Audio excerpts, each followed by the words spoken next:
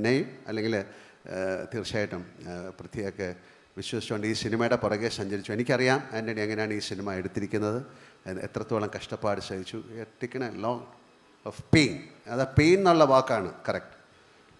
എല്ലാ സിനിമയും അങ്ങനെയാണ്. And we respect our producers. ഇവിടെ ഇരിക്കുന്ന ഒരുപാട് പേര് എൻ്റെ പ്രൊഡ്യൂസേഴ്സാണ്. എല്ലാവരെയും ഞാൻ റെസ്പെക്റ്റ് ചെയ്യുന്നു. ഒരു പ്രൊഡ്യൂസറുടെ വേദന എനിക്കറിയാം. ലൈക്ക് ഹീ സെഡ്, ഞാൻ എൻ്റെ അടുത്ത് നിന്ന് ഷൂട്ടിംഗ് ഇല്ല എന്ന് പറയുന്നത്, നമുക്കൊന്നും ചെയ്യാൻ പറ്റില്ല. നമുക്കൊരു ക്ലൈമറ്റ് നമ്മളെ ഹെൽപ്പ് ചെയ്തില്ലെങ്കിൽ ഒരുപാട് ദിവസം ഞങ്ങൾ വെറുതെ ഇരിക്കേണ്ടി വന്നു. It's in Gujarat.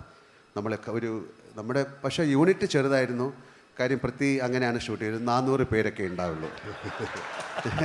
300-400 ആൾക്കാരായതുകൊണ്ട് it's a small unit and it's a small film. And I want to know what he means by a big film and let it happen. And ഞാനും അതിലുണ്ടാകാൻ എനിക്ക് ഭാഗ്യം ഉണ്ടാകട്ടെ എന്ന് പ്രാർത്ഥിക്കുന്നു. And thank you each and every one. And Prithvi പറഞ്ഞതുപോലെ പൃഥ്വിയുടെ unit is so good.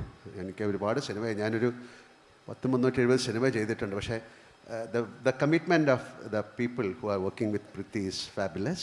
എല്ലാവരും എല്ലാ സിനിമകളിലും അങ്ങനെ വേണമെന്നാണ് ഐ റെസ്പെക്ട് പീപ്പിൾ വർക്ക്സ്.